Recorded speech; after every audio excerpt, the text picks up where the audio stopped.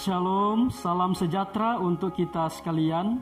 Semoga damai Kristus mengisi hati kita hari ini dengan sukacita. Pada kesempatan yang indah ini saya ingin membagikan pekabaran firman Tuhan yang saya beri judul Imam Besar yang Tidak Percaya. Tetapi sebelum kita lanjut, mari kita tunduk kepala dan kita berdoa. Bapa Sorgawi, pada saat ini kami akan belajar firman-Mu. Kami ingin mendengarkan pesan daripada Tuhan untuk kami. Kiranya Engkau mengisi hati kami dan pikiran kami dengan Roh Kudus-Mu, sehingga kami boleh mendapatkan pengertian yang benar tentang firman-Mu, dan kami boleh menghidupkan firman itu di dalam kehidupan kami setiap hari.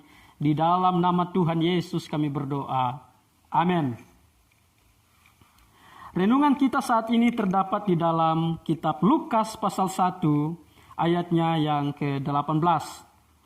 Lukas pasal 1 ayat 18 berkata, "Lalu kata Sakaria kepada malaikat itu, 'Bagaimanakah aku tahu bahwa hal ini akan terjadi?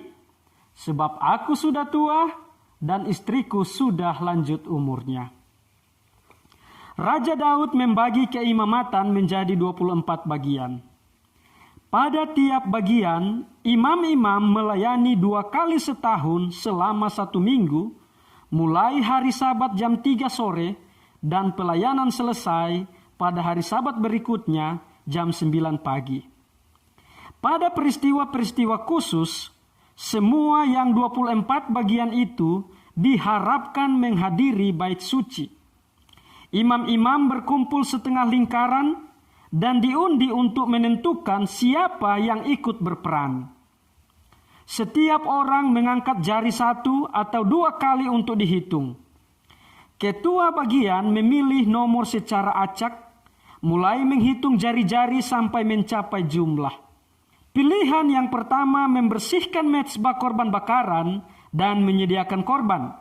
Yang kedua membersihkan kaki dian dan mezbah dupa. Yang terpilih ketiga, dia bekerja untuk mempersembahkan dupa dan berdoa. Ini adalah tugas terpenting.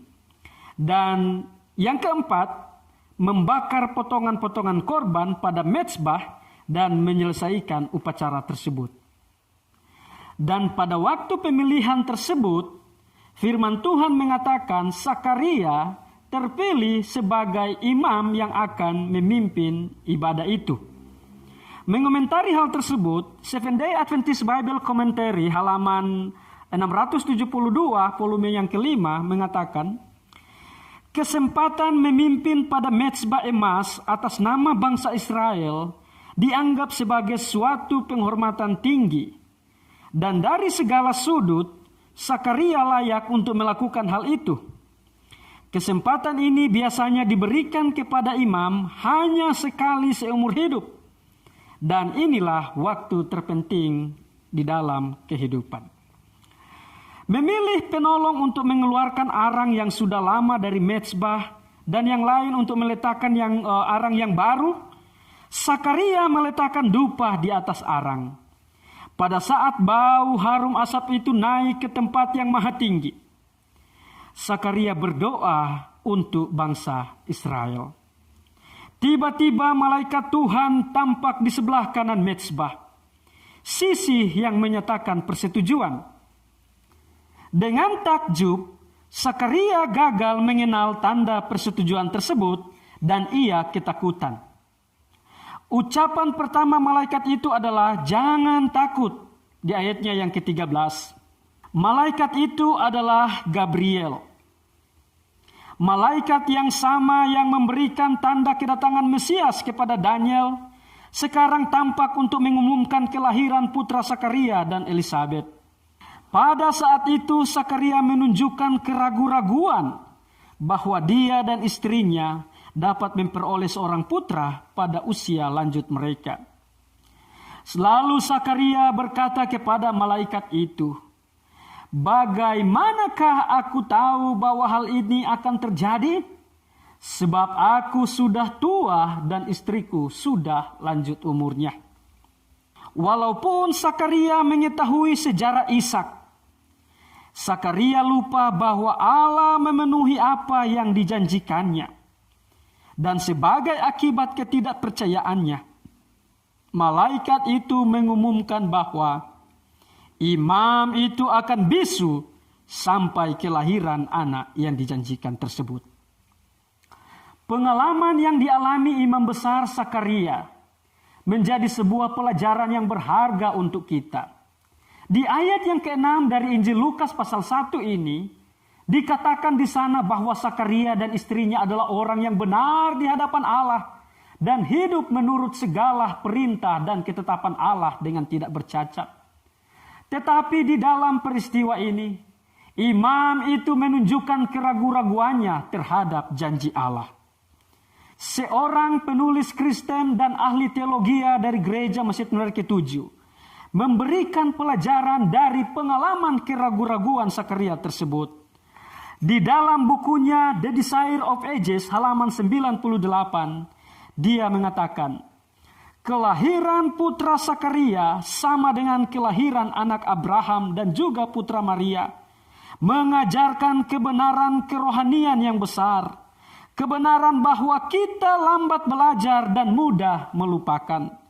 Kita tidak sanggup melakukan hal yang baik oleh diri sendiri. Akan tetapi yang tidak dapat kita lakukan akan dilakukan oleh kuasa Allah pada jiwa yang berserah dan percaya. Semoga pengalaman keraguan-raguan Sakaria ini, imam ini, menjadi pelajaran bagi kita untuk tidak mudah melupakan penyertaan Tuhan di waktu yang lalu, dan bahwa kita dapat percaya kepada janji-janji penyertaan Tuhan di dalam kehidupan kita di hari-hari yang akan datang. Penulis yang sama, Ellen G. White, memberikan kita satu pengertian yang baik untuk percaya kepada janji-janji Tuhan ini. Di dalam bukunya Testimonies to Ministers and Gospel Workers, halaman 31 paragraf yang pertama, dia berkata, kita tidak perlu takut akan masa depan, kecuali kita melupakan cara Tuhan yang telah menuntun kita dalam sejarah masa lalu kita. Semoga Tuhan memberkati firman-Nya dan memberkati kita semua yang mendengarkan firman ini, sehingga kita boleh memiliki kepercayaan kepada Tuhan, memiliki kepercayaan kepada penyertaan-Nya di dalam kehidupan kita. Engkau diberkati.